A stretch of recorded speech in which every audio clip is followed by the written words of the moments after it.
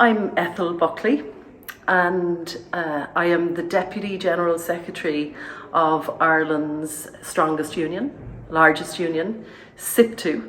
And we were so delighted recently to welcome to Cork and to Shandon Senator Bernie Sanders, and Senator Sanders spoke in our Union Hall here in Cork, and the hall is called Connolly Hall, named after James Connolly, one of the founders of SIPTU, or its predecessor union, the Irish Transport and General Workers Union.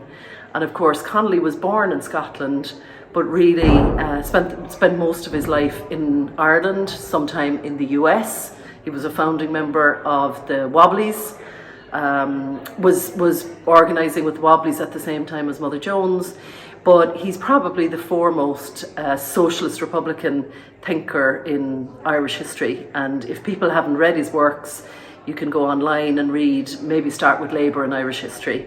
And of course, he was executed in 1916 during the Rising in Dublin, the Easter Rising, and Connolly was fighting in the General Post Office in the main street in Dublin with the Irish Citizen Army. And the Irish Citizen Army was an army established by the Irish Transport and General Workers Union, his union, to defend strikers on strike, and has been referred to as the first Red Army in the world. So definitely look up James Connolly if you're interested in Irish politics, Irish history and Irish trade unionism. That it's fair to say that the film would not have been made without your perseverance, Des. And can you just talk about why you think it is important that this film was made, and why it's important that it was made at this time? Because there's been talk about it for over 20 years. Well, I think you'll see it's a labour of love. I believed that we all knew that Connolly took part in the Rising in 1916. He was executed. But that's only 1 week of his life. And I felt it was really important that we get a sense of what his ideology was, what kind of Ireland he wanted to create, what kind of a world he wanted us to live in. And this became more and more important in recent times with the emergence of Trump, the wars in Vietnam, the wars that ordinary, decent people have been murdered and killed every day, young children.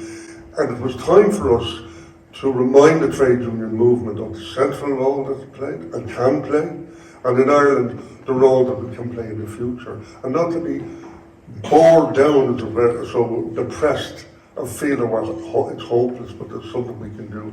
We see this film not as an end, but as a stimulus for the trade union movement to use, and it's available to all unions, it's available to organisations, part of this festival, which is a great festival. So we're hoping it'll actually stimulate debate, discussion, disagreement, but the building of a different approach for the years ahead. And I just want to remind something that wasn't mentioned in the film, it was very close to my heart. In Connolly's early writing, he described the idea of constructive socialism. And I listened to your talk today, it was almost like out of the playbook of constructive socialism. It wasn't that we were just criticising, or this was right, or that was, we wanted to build in this society, even within capitalism, the building blocks for a better world. So that all our children could be part, all organisations, the women's movement, the environmental movement, we could all be part of that construction. So I see myself as a constructive socialist. I'm 21 years retired from SIPTU, by the way, but I still want to keep going. And I hope you'll all join with me in the sense that we have a task ahead of us. And I hope this film will help to motivate people. And Des, can I just ask you one other question? So the film came out a couple of months ago, 2 months ago, maybe something like that. And this is the third screening of it here in Cork. It was launched in Liberty Hall, as you can imagine, for our own colleagues. But then it was in the Galway Film Festival. This is the third show. We had it in public cinema from Gaza, and we raised a lot of money for Gaza in Dunleary. It's going to be shown at a festival in Belfast in a couple of weeks, in Derry, and we're working on places like Limerick, Waterford, Wexford, and other parts of the city, and I hope in Britain.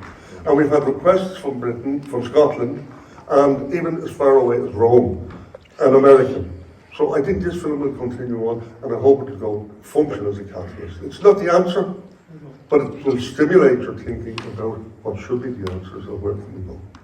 And I know you said to me previously in thinking about the film that the purpose of it really was to bring Connolly's ideas, to introduce Connolly to people who were not familiar with them, rather than to create debate amongst people who were Connolly specialists, and that in particular you wanted the film to connect with young people and people who are maybe not in unions yet.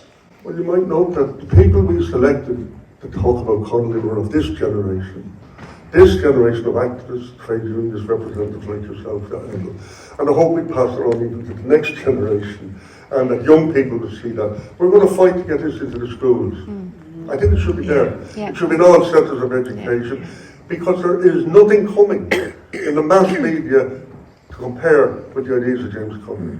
The openness, the socialism, and the embracing philosophy for humanity. We need it. We need it today. Thanks very much, Des. That's great. I'm going to move to you now, Mick, if I can. And I know that you've just seen the film for the first time this evening and you're reacting to it.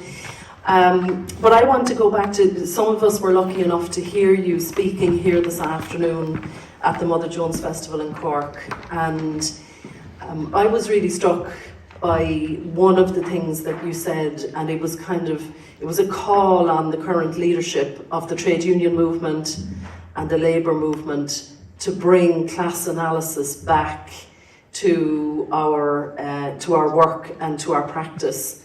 And you were making the argument that we need to do more to connect with working class communities, and that we've lost working class communities in some ways. I hope that's a fair kind of analysis of what you were saying. Will you please speak about that, and would you maybe say something about this film you've just seen and whether, you know, pieces like that have a role in doing exactly what you were talking about, bringing that analysis back? I'll try. You said it much quicker than I did, by the way. But I want to congratulate Des and the team. What a brilliant job. Yeah. Really brilliant.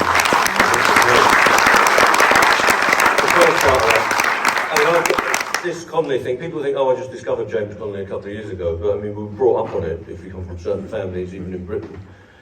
And what strikes me is the way that Connolly interjected into the nationalist, what was a purely nationalist movement before the involvement of the Citizens' Army and the trade union movement into that. And that came together with the lockout and all that. And I think you set that out really well in the film.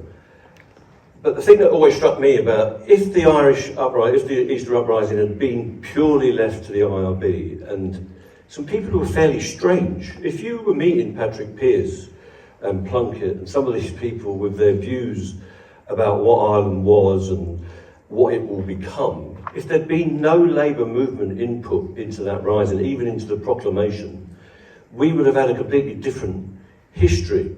I mean, Arthur Griffiths, before World War I, was talking about a dual monarchy and all this kind of really odd stuff for the future of Ireland, a quite weird outlook on the way the world was. And it was Connolly's intervention and all the others. And we shouldn't forget, Connolly was the chief spokesperson for a working class movement. And he wouldn't be a person, I don't think, who would say, well, it's me, it's all about me, because he didn't come from that tradition. As you set out in the film, he came from a tradition where the role of activists is to organise workers and put workers to the fore. And what I think he was doing, and what the socialist activists were doing, was trying to put class into the debate.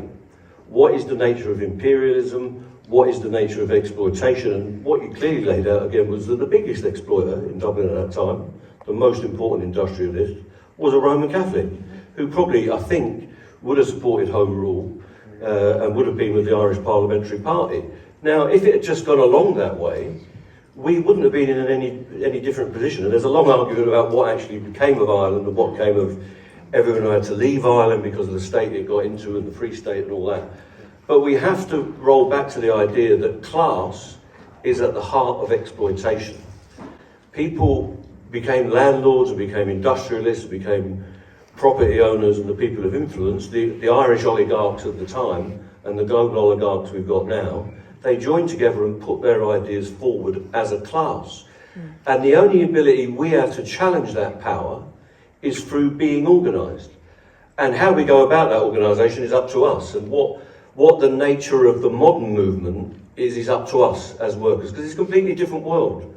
I mean, people say to me, would Connolly have been a trans activist? Now, I don't know.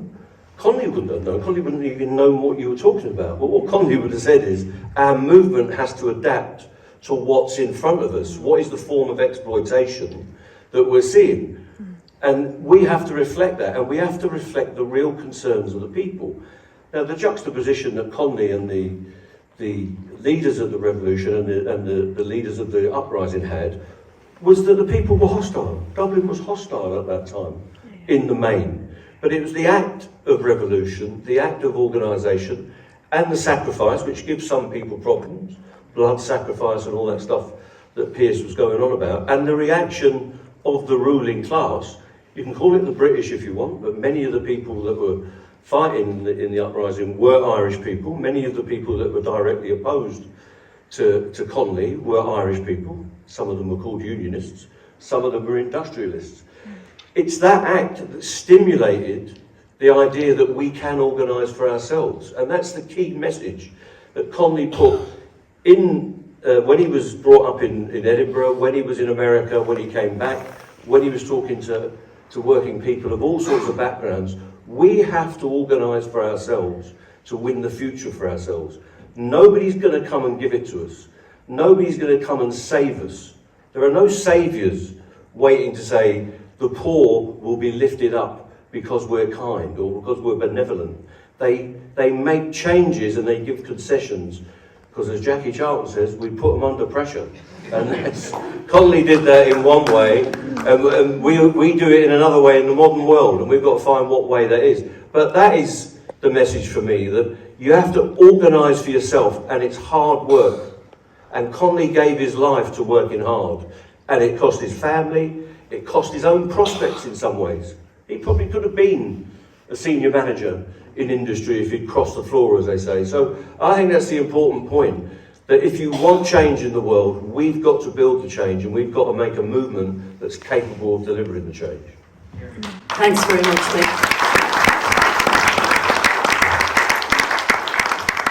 And Karen, I'm going to go to you now. And you know, during the film, Des Geraghty talks about, Connolly's work output.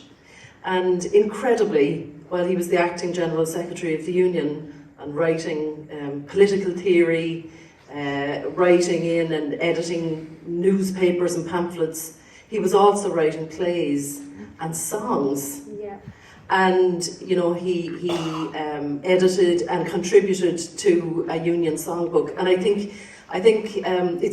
it's really good, by the way, that the makers of this film have woven through it songs and recitals and some of the music that Connolly was familiar with himself. But can you just speak to that piece there, Karen, and what it means to you that Connolly explicitly said that music and singing has a role to play in the building of a workers' movement or a revolutionary movement, and you might do it in words or in song yourself. We'll leave that up to you. Thank you. I just think the film was absolutely fantastic. It's really brilliant. So thank you.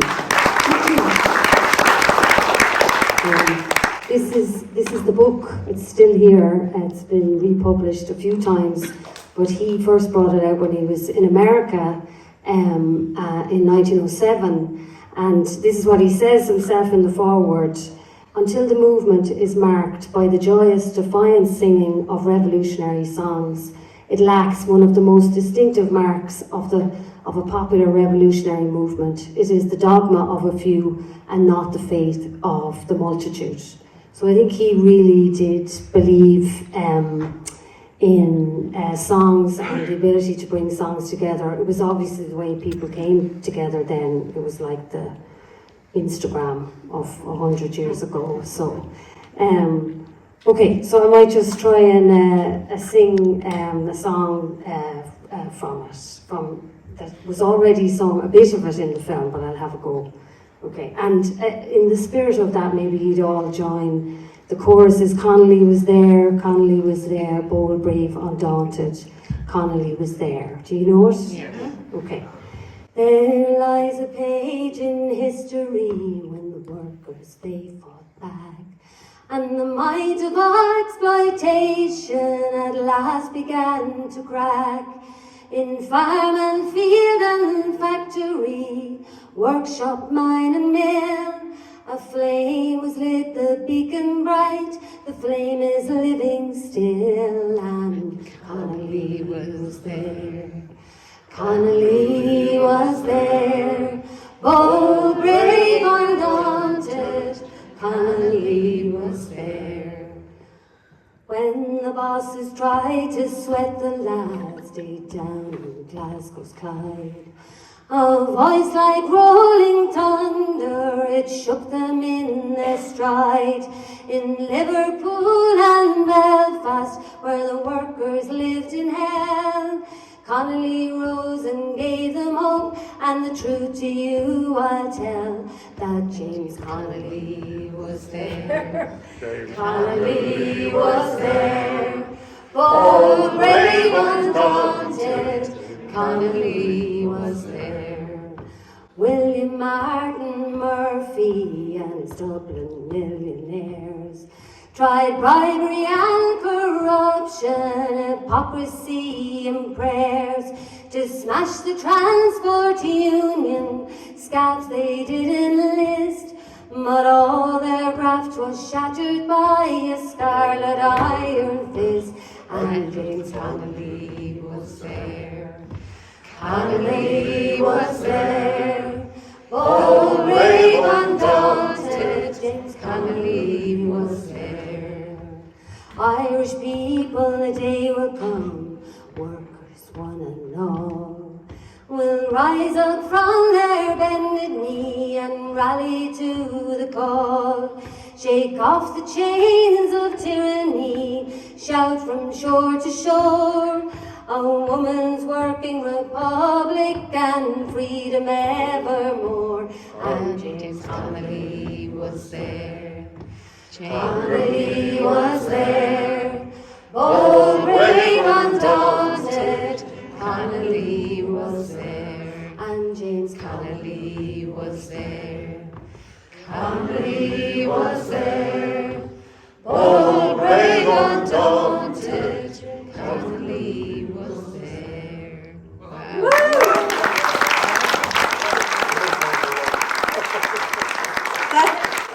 That was absolutely fantastic, Karen. Thanks so much for that. And with that, I just want to thank the three panellists again, Karen Casey, Des Geraghty and Mick Lynch, and invite everyone to the singing session now down in the Maldron. Thanks very much.